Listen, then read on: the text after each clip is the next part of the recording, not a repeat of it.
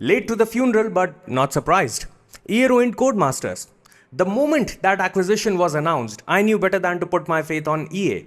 And now, after a forgettable WRC release and a 6-year license handed over to KT Racing, I hope they come up with something better.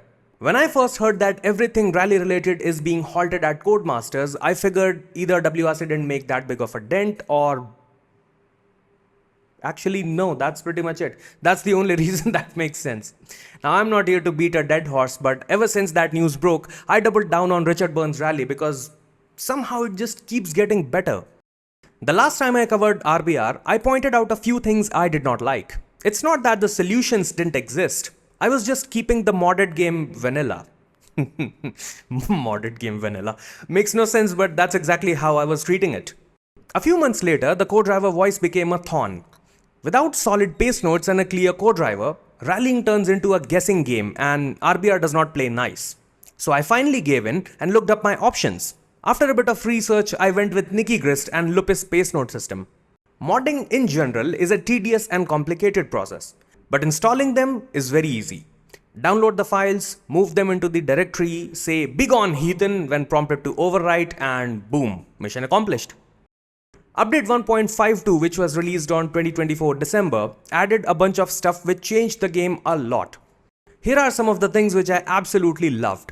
New loading screen with custom images. You can do magical things with these if you want. Head on over to Screenshots, Splash, drop a couple of images that you like and it shows up the next time you boot the game.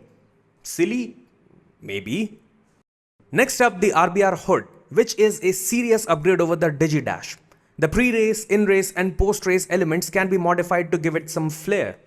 Director's Cut, which came before update 1.52, is pure gold for watching the replays or grabbing a clean wallpaper shot. I use it more than I care to admit. Now, on a separate note, some of the new stages look genuinely great. And by great, I mean a clear step up from the older tracks. Zlin, Paso Valley, El Condor, just look at them. To some, RBR's graphics will still feel off-putting, and honestly, I think it's better this way. It acts as a dummy repellent, if you will. If graphics are all you care about, RBR shows you the door pretty quickly. And speaking of dummies, I didn't know that the cars had an option for customization. Bonnet, headlight, license plate, drivers, rims, all of them are customizable. I had no idea if it existed for a long time or was recently added, but either way, it's fantastic. Changing liveries isn't something new either, but it's new to me. I recently started using it and I'm having a lot of fun. But all of these tweaks, upgrades and mods aside, there is a much deeper reason why I'm still playing RBR when EAWRC exists. 2 words: damage model. EAWRC, to its credit, did what it was supposed to do. It pushed the franchise forward, introduced new cars and features, and helped expand rallying's reach, much like Formula 1 games have done for Formula 1. It served its purpose, and for a lot of people that was more than enough. But for me, it did not quite land. It wasn't what I was looking for. You can push recklessly and still carry on. It does not punish impatience. I played it for a few months, tried to ignore the damage model, kept telling myself that it does not matter. But I could not. And that's okay, because EAWRC is a mass market game. It needs to be accessible, but for me, the novelty wore off faster than I expected. RBR, on the other hand, is an entirely different beast. If you brake too late, you don't just lose time, you lose your car. You either limp to finish or you do not finish at all. Even after 2 years of playing it, that hasn't changed. The game still finds new ways to humble me. I still make silly mistakes, I still sometimes brake too late, I still panic, and that is what makes RBR unforgettable. It doesn't just simulate rallying, it mimics the fear. I'm far from good, whatever good means in RBR, I'm not there yet. And that's part of the appeal. It does not hand out golden stars for effort, it punishes you. It forces you to learn.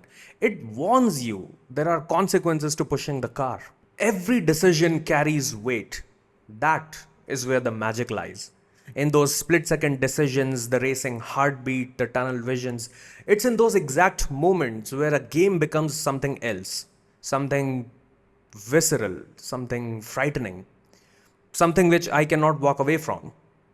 There's still much left for me to explore. I haven't driven a lot of cars. I still hate rallying in Kenya, but what I know is that I'll keep playing it until it stops working.